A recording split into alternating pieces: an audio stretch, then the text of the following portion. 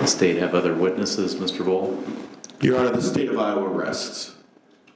Members of the jury, there are several matters that we need to take up outside your presence, and they'll likely take the better part of the afternoon. So by agreement of the parties and with the court's consent, we're going to go ahead and recess for the day and give you a longer break than expected. We'll resume the trial at 9 a.m. Monday morning. All right, so big news there. The state resting in the case we've been covering all day long here on Court TV. So let's bring back in Chanley Painter. Busy day for Chanley Painter, as is every day. So the state rested, the jury left. So where exactly are we in this case, and what unanswered questions do we have on this Friday night?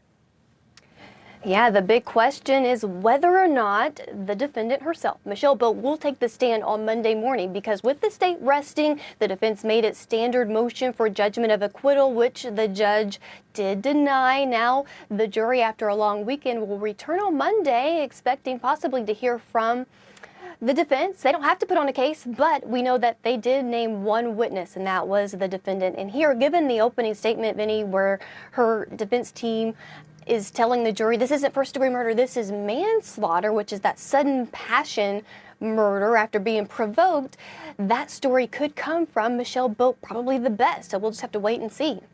Yeah, this is I think it's fair to give the defense the weekend to figure this out. This is a huge decision for any criminal defendant, but in a case like this, even bigger. But having, seen the evidence the way it's going in, fast and furious and powerful and incriminating, this might be the only chance that she has to convince this jury, because I don't know if there's any evidence that's in there right now that would necessarily really prove her case. I mean, you need that firsthand account of what happened at the moment of the killing. And that can only come from her. That can only come from her. The other person there is dead because she killed her. So she's the only one that could have that evidence. So I think there really is, and I've been saying from the beginning, a chance that she could take the stand. And part of the reason I'm saying this evidence has been so powerful, I mean, we heard today, and I want to play it, this voicemail message that was left by the defendant. Take a listen, folks. At some point in May of 2020, did you celebrate Nick Boat's cell phone? Yes, sir. Did you locate a voicemail message that was saved on Nick Boat's cell phone? Yes, sir. Were you able to determine who left that message? Yes, sir, I was. Who was that person? Michelle Boat. Your Honor, permission to play Exhibit 65. You may. Come out and tell the bitch, whore that you're sleeping with, she messed. Oh, mama. Wow. So, jury heard this, right? Yes, that was the last thing the jury heard, Vinny, before the state rested, and they went home for a long weekend. They got all weekend to remember that Tracy Mondabaugh messed with the wrong mama. And it was made clear that this was on March 14th. So this was several weeks before Tracy Mondabaugh's death, and that's something the prosecution used in arguing against that motion for acquittal, that, look, she left this voicemail weeks before. She already was planning and preparing to do something, take care of Tracy Mondabaugh, who had taken her husband. And that's the argument prosecutors will use, the evidence they'll use to say, hey, this is not sudden passion. And again, that voicemail, I think, is even more of a reason that Michelle Boat needs to take the stand in her defense if the defense wants to have any chance of trying to convince this jury that this is something less than premeditated murder, because that sounds like it. You messed with the wrong mama.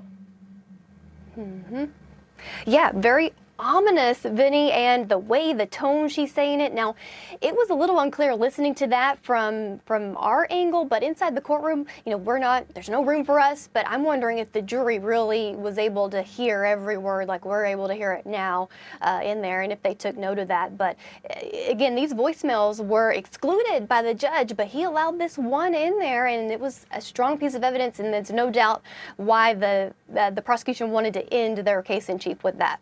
Yeah, you allowed one in, and it's a doozy. It's the exclamation point at the end of the prosecution's case. And this case moved so quickly, Chanley, so quickly.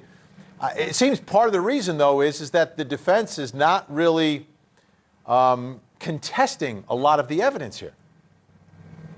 Yeah, these attorneys worked together to really stipulate a lot of the evidence, streamlined a lot of it in a pretrial hearing, and I've looked at some of the motions. They wanted to make sure that the usual witnesses about foundation or chain of custody that can sometimes distract a jury from the big points were agreed to. So if you think back and listen to yesterday with Ed Bull, the prosecutor, he'll be asking questions on direct, but it's just seamlessly read a stipulation. We agree with this, or we stipulate that this, and it really made it easier to follow. So this jury's really hearing what the prosecution wants them to hear, the highlights, the big takeaways, the things that will be argued in closings by the prosecution, and it helps streamline. It's efficient, day and a half, because there's a lot of evidence in this case. If you think about what they seized from this scene, it's just all of it is so clearly pointing to one person that they were able to agree to a lot of things and stipulate.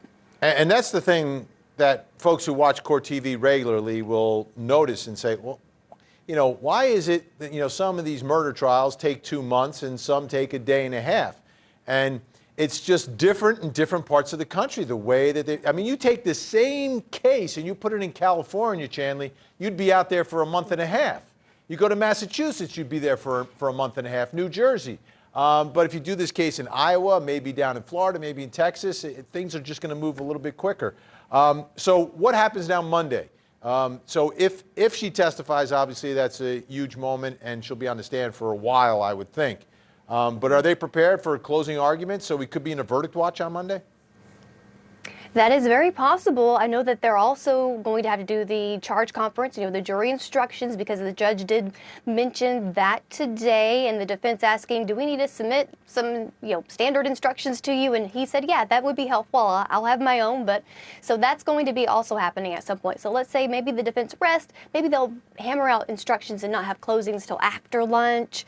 That may be likely. But yes, this jury could be deciding the fate of Michelle Boat late Monday. We'll just have to wait and see. All right, Chanley Painter in Iowa, reporting on what's happening in Iowa, reporting on what's happening in Idaho in the Doomsday Couple case with the big breaking news. Big night. Chanley, thank you so much. Appreciate it. Thanks, Vinny.